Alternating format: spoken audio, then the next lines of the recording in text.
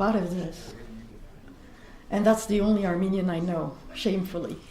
Hi, everybody. Good afternoon, and I'm sorry to be the thing that stands between you and lunch. I will be brief. My name is Caitlin Bouon, and I'm currently Associate Dean for General Education here at the American University of Armenia. So as such, I have a lot of duties that are related to quality assurance and also accreditation. As you probably already know, because Sherry talked yesterday about accreditation and AUA, this university is accredited with an agency in the US, and as such we have to abide by some principles to keep our accreditation current and to maintain quality assurance standards. As well as being in charge of general education at the university, I also chair the curriculum committee. The curriculum committee is made of members from administration at the university, academic administration, I should say, and it's a committee that oversees the quality of all new courses at the university, as well as modifications to existing courses. The curriculum committee also used to, until very recently, deal with what I'm going to talk about today, which is academic program review processes. This process used to be located in the curriculum committee, and as I chair it, I was in charge of organizing it. So just briefly, I will introduce what the academic program review process is about. I will give a very short history. I will explain the purpose of this exercise. I will delineate 3 steps that it comprises. I will also talk about how academic program review is linked with accreditation. I will describe some recent procedural changes in the process, as well as show you a link to the academic program review guidelines on our website. I will very briefly also outline a few benefits and challenges of this process that we have encountered over the years. So the first thing I just want to briefly say that this process, the academic review process, is a self-evaluation process as well as an external evaluation process by which academic programs around the world engage in examining the quality of their programs. This process, no doubt, has evolved significantly since the American University of Armenia conducted its first self-studies, and that was in 2006. You may remember yesterday our president, Armen Derkoryan, mentioned that the university first received accreditation in 2007, and that was after the first round of self-studies and audits at the university for the academic programs that we had at the time. We had 7 master's degrees programs at the time. So, as I just mentioned, the first cycle of self-studies or academic program reviews took place in 2006. The cycles, until recently, again, were 5 years long. Now the cycles are a little bit longer, which gives us a little bit more time to breathe in between activities. Now they're 6 to 8 years long. We are now in our 3rd cycle of academic program review with 2 reviews currently underway that will probably wrap up in the next few months. The purpose of a self-study or an academic program review is fairly simple, and I'm sure you're already familiar with this and you're probably already engaging in these steps as well. We use student learning assessments, we use direct evidence and indirect evidence to do 5 things, basically. The first is to diagnose strengths and weaknesses of our programs. The second is to be able to formulate recommendations to make improvements. Then the third is to actually implement the improvements. Then once we make the improvements, or once we begin the steps to make improvements to our academic programs, we make sure that we monitor these improvements. Are they really working, or was it better before? Did we make a mistake? And then if we made a mistake, we make adjustments to our recommendations. The steps, basically 3 steps in academic program review at this university. The first one is for each program to write a self-study report. The self-study report is to examine and analyze the educational effectiveness of the program, use the annual student learning assessment as well as other data and evidence to identify strengths and limitations of the program under study, make recommendations to address identified problems, challenges, and look into perhaps additional resources that may be needed. So that's the first step. The program looks at itself. The second step is the formation of an external review committee. So the external review committee is made of members that are from outside the program. Typically at this university, we've had people who were from the university, but working in a different program. So for example, if the public health program is currently in its self-study steps, which it's not, by the way, then somebody perhaps from the political science program will be on the committee, or somebody from the teaching English as a foreign language program. The job of the external review committee is to audit the self-study. So it's to read the report, read all the attachments with all the evidence that was looked at, all the student learning assessments, all the syllabi, all the course syllabi, all the course learning outcomes, all of this data. The purpose of having an external review committee that is not connected with the program is to ensure objectivity of the program review process. Obviously, even with the best intentions, people from inside a program might have a little bias in favor of their program. That's possible.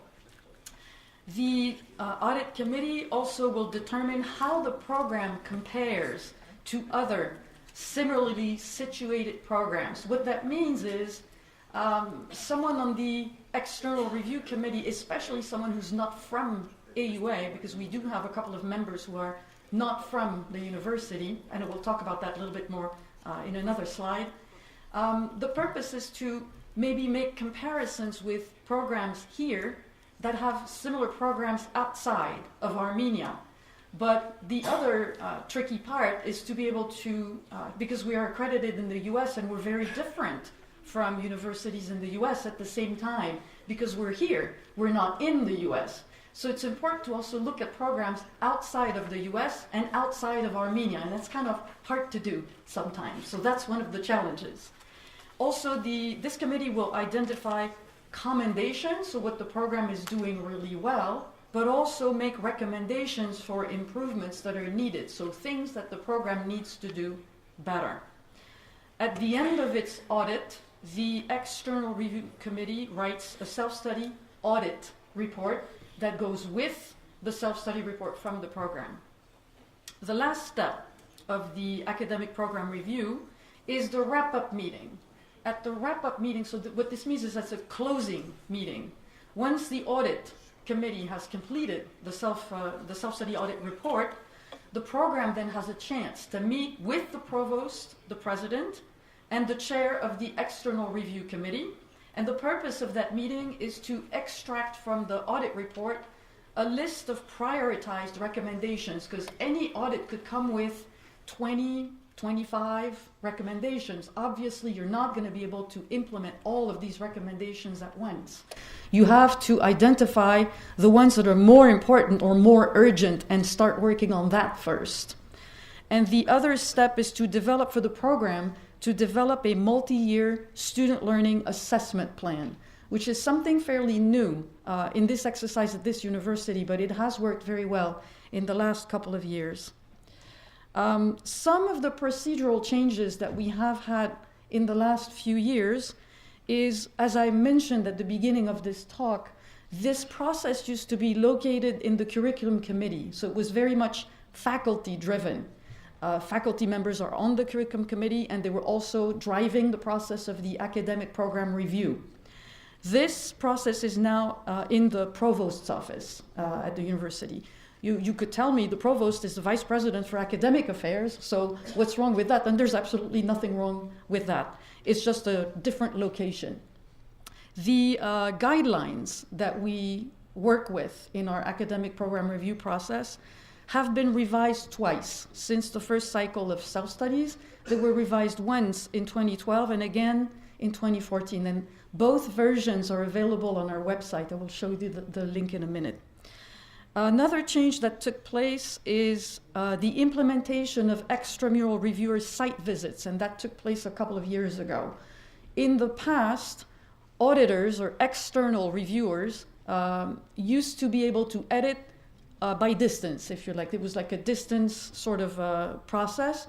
Now they come to campus. They actually physically come here, meet everybody and meet the stakeholders and have meetings with the AUA administration as well. One more thing that has changed is increased membership of extramural reviewers to 2 members on the audit committee, and that took place about a year ago. So extramural, I just want to remind you, means somebody who's not from this university, somebody who comes from another university, and usually that person has been from the US. What is the link between the APR process and accreditation? Very direct one, very important one. This is one of the processes that we have that ensures quality assurance at the university. So obviously this is very important to our accreditation agency. We are accredited by the WASC Schools, Colleges, and Universities Commission in the US, and this is a very important thing for them. As a matter of fact, at their last visit, which was in October or September, I forget, it seems like ages ago, but it was really just a couple of months ago. When they wrote their report, they commended us on our APR process at this university. They were very impressed with how well we've done it and how consistently we have conducted these things. Our guidelines for academic program review are located at this link. I know it's a fairly long link, but if you just go to our website and you type in IRO, you should be able to get in. If you don't have time to write it now, anyway, I'll back up my slide in a minute. And if you want to, I show you my slide. The last slide has my email address on it, and it's thankfully much shorter than this link. The last update was February 2014 to these, but the previous version is also up on the website. Some of the benefits that we have reaped from doing this exercise is we've managed to institutionalize student learning assessment a lot more regularly. We have also made significant improvements to our program through this exercise, as well as create an assessment culture at the university. It used to be that programs engaged, yes, in learning assessment exercises, but quite sporadically at the beginning, and now this is a regular thing. We are also able to keep programs. I think you probably remember Dr. Kiragan yesterday mentioning that this accreditation process and reaffirmation of accreditation just keeps us on our toes, kind of thing. We're more careful what we do and how we do it, and that's probably a very good thing. Challenges, the faculty workload is a problem because faculty have to work in their programs, they teach courses, they serve on committees, and they also have to serve on external review committees for academic program review. So that's an issue in building capacity. We're still fairly small in the number of faculty members we have, and we've just implemented 3 new programs, which means those programs will also have to be reviewed. That's an issue of capacity. So hopefully by 2017, when we start doing review for bachelor programs, we will be in a better position with a number of faculty increase that will enable us to do this more smoothly.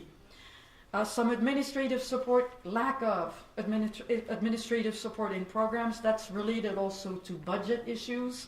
Not enough money to have enough staff. I know you feel the pain too.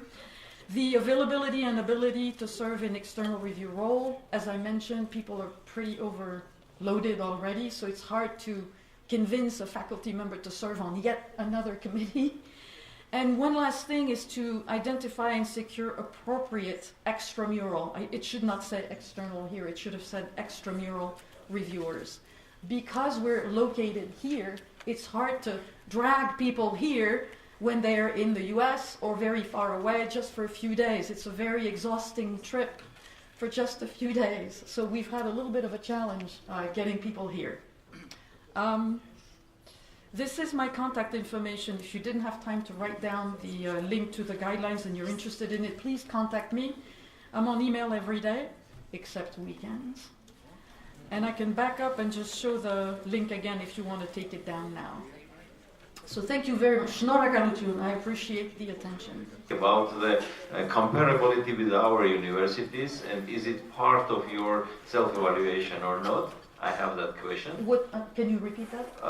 In your mission, you have that you make the specialist for local market. Mm-hmm. And in your self-evaluation, maybe you have some reflection to that point of your mission. Yes, of course. And only the American accreditation agency, maybe they look your applicability to US, not for local market. And maybe it will help us if you have some reflections to local things that can be useful for our universities too. Sure. In fact, funny you should mention that, because a couple of years ago when we, actually not a couple of years ago, almost 3 years ago when we were thinking of opening bachelor programs, we did extensive and very thorough market research on what the market in Armenia needed. This has very little to do with the United States. In reference to our universities' achievements. Because absolutely. Market is market, but... Absolutely. We also tried to avoid unnecessary competition between programs in similar universities. So if you've noticed, the majors that we decided on are not very different necessarily, but different enough from other majors at other universities that are also offered. For example, at Yerevan State, that is definitely on our minds every day, and it is part of our mission to prepare leaders and good people for Armenia. It's part of our mission to prepare students to be to work here in Armenia. Of course, some of them choose not to. We can't hold them back. but part of our mission is to train Armenians and international students, why not, to work here.